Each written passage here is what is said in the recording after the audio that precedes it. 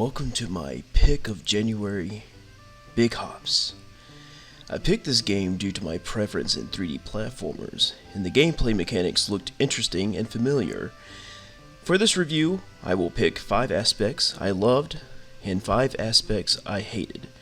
Then I will conclude with my rating based on price from $1 to $100. What I loved. Wall scaling in this game is what makes the game very fun for me.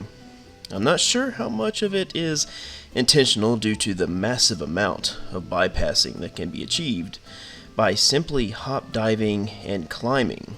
Corners are very beneficial due to the increase of speed from the general wall transfer mechanic.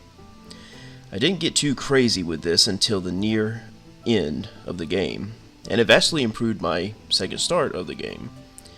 If you're an experienced 3D platforming player, then I highly recommend this route, and you'll be finding yourself observing terrain and structures to analyze scaling viability. Lockpicking has a fun, unique angle, with the frog protagonist sticking his tongue through a minigame maze with several variations of challenges. I do wish it went further. Bug identifying was the only side objective I enjoyed, unfortunately, and throughout my playthrough, I always kept an eye out for a new bug to find, even when I didn't bother with the rewards discovering a specific amount. One bug I especially loved finding was a wasp that will sting you when grabbing it. I loved that small detail.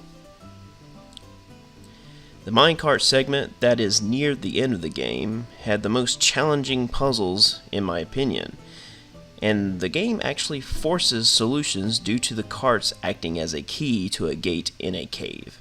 So very little wall scaling was useful. This segment also had the most creative puzzle aspects that was very memorable. The only 2 bosses that I experienced was actually pretty good and engaging to fight. I don't know if there are others, but I wish the main path included more of them. Most hated aspects.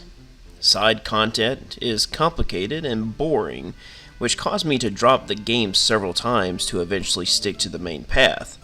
The majority of the content felt extremely pointless and also wasn't fun to generally participate, for the game had these items called dart drips, which seemed important at first but quickly becomes a redundancy unless you really need the accessibility items called trinkets.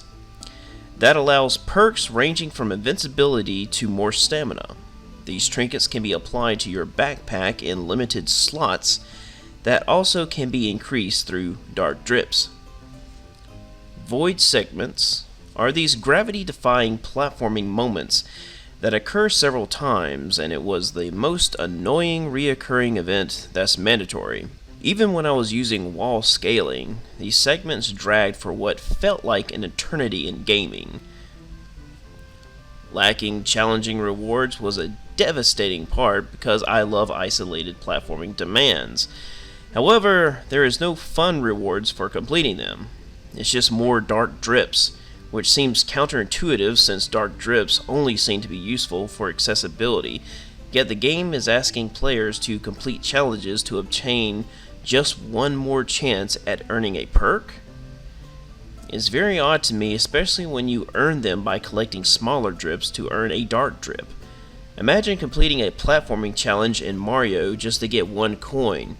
Sure, you could use it, but was it worth it? Puzzle quality is quite lacking for the most part in terms of using the tools the game gives you. However, after discovering the wall scaling, I do think there's a unintentional difficulty direction to take, and I was playing on the difficulty that didn't fit my preference for the majority of the game. On my second start of the game, my level of enjoyment increased applying the hop, dive, and climbing observation. The ending segment doesn't include one of the 2 boss fights, but instead includes its 3 very aggravating platforming events. You must grapple these large white orbs while collecting jumping enhancers while also black orbs chase you. It's not difficult, it's just very bothersome to experience, and it leaves a very bad taste as a conclusion. And as factual flaws go, there are extremely common model clippings and occasional terrain hang-ups. If there was anything severe, then I missed it completely. I'm sure if I messed around enough trying to find something like an out-of-bounds glitch, then I would find it rather quickly based on the fragile state of the model clipping in the level design. That wraps up my thoughts on Big Hops, an experience I would describe as an acquired taste. Do I find myself playing again? It's possible. I did start a second playthrough to test the wall scaling, and I could play the rest of the game to see how much faster I could roll the credits. The price rating I'm giving Big Hops is $20, which is what I paid for. There's certainly a value here for 3D platforming fans. The more experienced players will appreciate the wall scaling, especially the speedrunners. I hope you enjoyed this review for January. I have 3 games for February, however I'm not sure at the moment which one I'll finish first. This year is already a busy one for gaming, so I hope I can keep up. Thank you and have a great day.